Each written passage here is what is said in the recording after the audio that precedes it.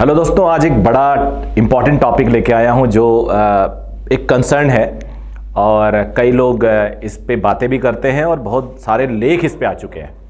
अब वो पॉइंट क्या है, बेसिकली क्या फ्यूचर में आर्टिफिशियल इंटेलिजेंस यानी जो आजकल ये जो कंप्यूटर और डिज़ाइन बेस्ड चीज़ें आ रही हैं, जिससे कि आप कई बार मोबाइल में कुछ सर्च करते हो और वो अपने आप उससे रिलेटेड चीज़ें दिखाता रहता है, इसे हम आर्टिफिशियल इंटेलिजेंस कहते हैं। ये क्या डॉक्टर की जगह ले लेगा? क्या रोबोट डॉक्टर की जगह ले लेंगे?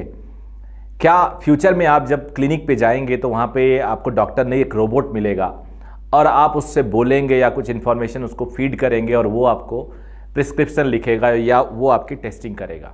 अगर आपको लग रहा है कि ये बात गलत है और ऐसा हो ही नहीं सकता या फिर हाइपोथेटिकल बात है, तो शायद आप गलत हैं। ऐसा एकदम होने जा रहा है और हो रहा है। क्या ये एक्चुअल में होगा?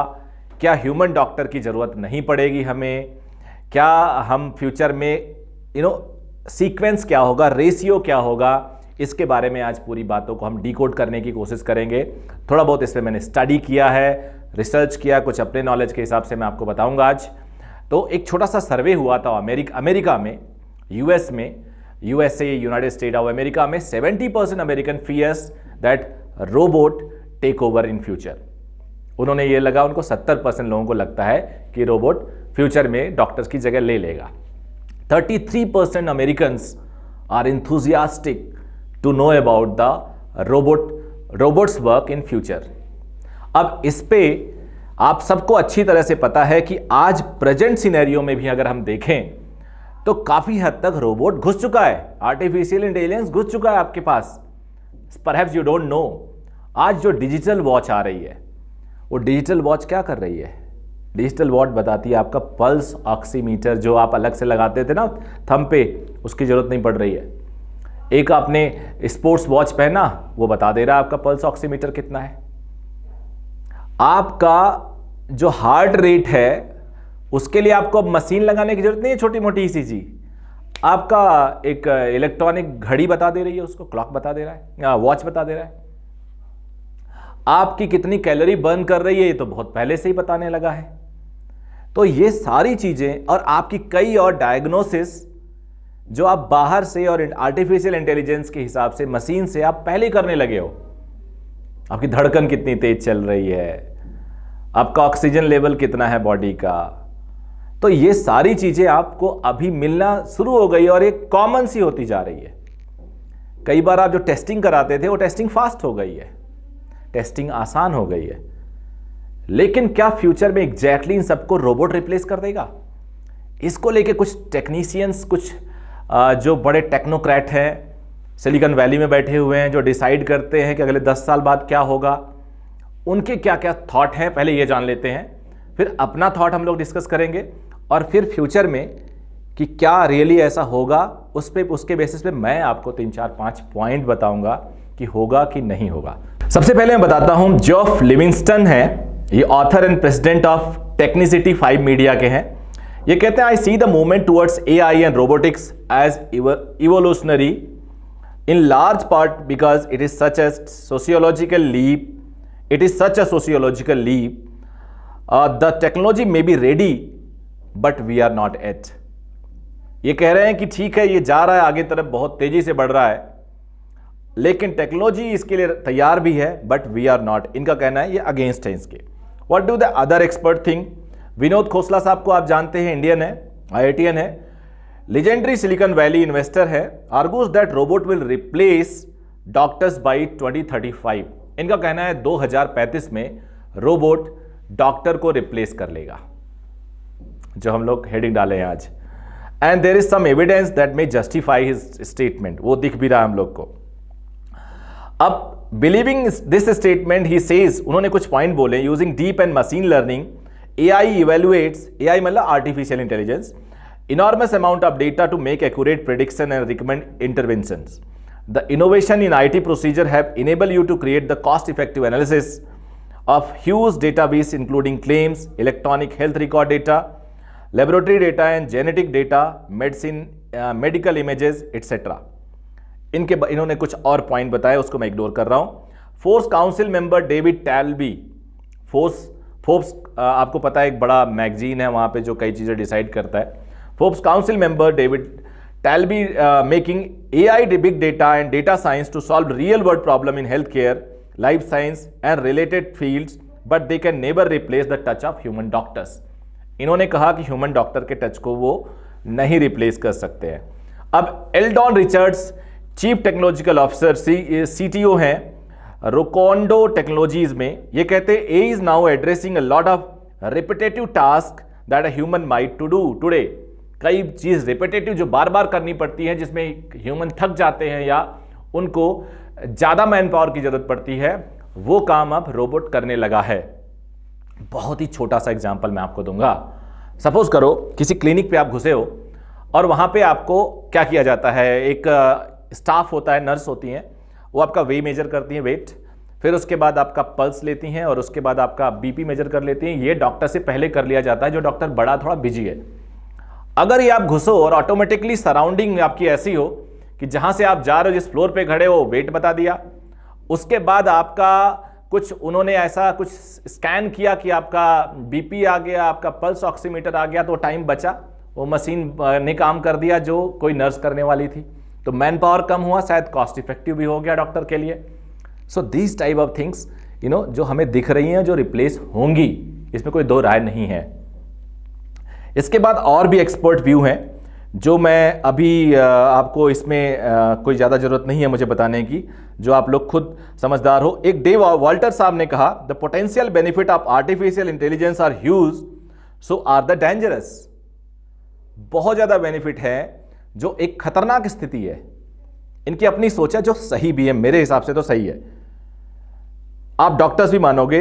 Alex Meskin flow health CEO, इन्होंने क्या कहा, there is no industry in more need of AI and automation then health care.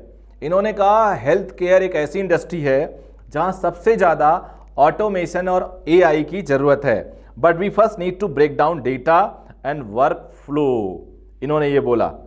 उसके बाद भी और कई सारे एक्सपर्ट हैं जिन्होंने अपने अपने व्यूज दिए, तो उनके व्यूज को मैं बहुत ज़्यादा अब नहीं बता रहा हूं। अब मेरा अपना व्यू बताता हूं कि क्या आर्टिफिशियल इंटेलिजेंस जेन्युइनली डॉक्टर को रिप्लेस करेगा। तो मैं आपको 5 ऐसे कारण बताता हूं जो मेरा मानना है कि नहीं करेगा।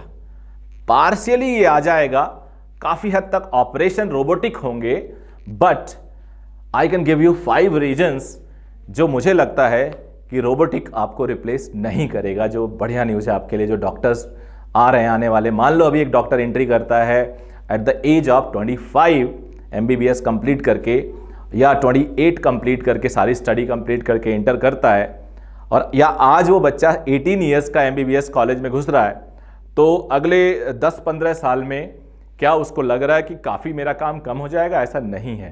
पहली चीज़ एम्पैथी। एम्पैथी कभी भी मशीन रिप्लेस नहीं कर सकता। आप कई बार जाते हो डॉक्टर के पास और डॉक्टर आपको टच करता है, ऐसे पल्स देखता है, स्टैथो लगाता है, मुंह खुलवा के देखता है और आपको प्यार से बोलता है नहीं नहीं कोई दिक्कत नहीं है। आप, आपके पेरेंट, सब लोग डॉक्टर का फेस देख के रीड कर लेते हैं हाउ कन्विंस्ड ही इज। वो काफ़ी प्रॉब्लम को सॉल्व कर देता है। एक एजेड लेडी गई हैं या जेंट्स गए हैं, उनको बोल दिया उन्होंने, माता जी आप चिंता ना करो, बिल्कुल ठीक हो जाएंगी, आपको कुछ हुआ ही नहीं है, आधी प्रॉब्लम उनकी वहीं सॉल्व। बच्चे को इंजेक्शन लगाना है तो बच्चा रो रहा है, उन्होंने बोला अरे कुछ नहीं, चुटकियों में इधर देखो और इंजेक्शन लगा दिया। तो ये सारी चीजें machine can never replace. Example बताता हूं। एक छोटे बच्चे को अगर हम कई बार लेके जाते हैं और इम्यूनाइजेशन के लिए, उनको टीका लगाने के लिए, तो पेरेंट थोड़े कंसर्न होते हैं, बिकॉज कई बार 2-2 टीका एक दिन में लगता है। तो डॉक्टर, कई बार मैंने पर्सनली फील किया है, उन्होंने बोला है कि ये छोटा सा पेन इसको आने वाली जिंदगी के बहुत सारे पेन से बचाएगा। तो ये जब डॉक्टर बताता है तो पेरेंट्स को लगता है नहीं नहीं बहुत अच्छी चीज़ है, चलो ठीक है। द सेम वे जो और भी सारी टच होती, ह्यूमन टच होती हैं, फीलिंग्स होती हैं, कम्युनिकेशन होता है, कन्विंसिंग होता है, ये जो एम्पैथी के अंदर सारी चीज़ें आती हैं, ये मशीन कैन नेवर गिव। दूसरी बात, जो फिजिशियंस हैं, they have a non linear working methods. Non linear working method का मैं बताता हूं आपको। एक छोटा सा एग्जाम्पल है जो अगेन मैं अमेरिकन जर्नल से लिया था। इसमें ऐसा है कि एक बार एक बच्चे को पॉइजनिंग हो गई, और जब पॉइजनिंग होके वो गया तो ये तो इंडिकेट कर रहा है कि इसके बॉडी में पॉइजनिंग है। पॉइजनिंग का रीजन नहीं समझ पा रहा था हर कोई, दवाई दे रहे थे उसके सिम्टम्स के बेस पे और वो वर्स होता जा रहा था। बाद में उसको अगर हम मशीन से देखते तो मशीन कहता पॉइजनिंग है और ये डिटेक्ट करता और उसके हिसाब से एक लाइन में वो एड्रेस करता उसको, उसकी दवाइयाँ करता।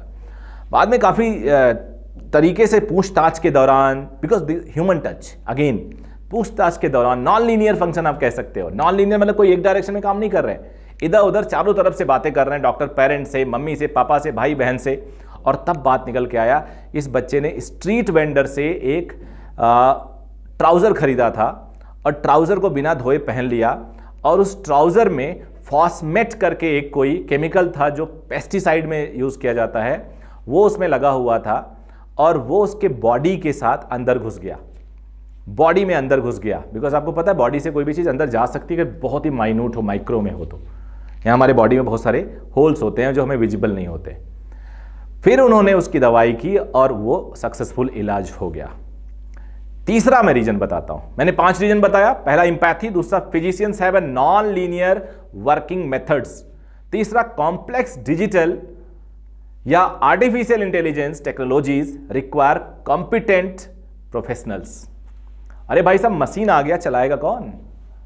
अब पेट में घुसा के ऑपरेशन करना है तो वहां पे इंजीनियर तो जाएगा नहीं, वहां तो डॉक्टर ही जाएगा। तो जितने भी मशीन्स आएंगी आर्टिफिशियल इंटेलिजेंस को यूज करना होगा और डॉक्टर ही करेगा।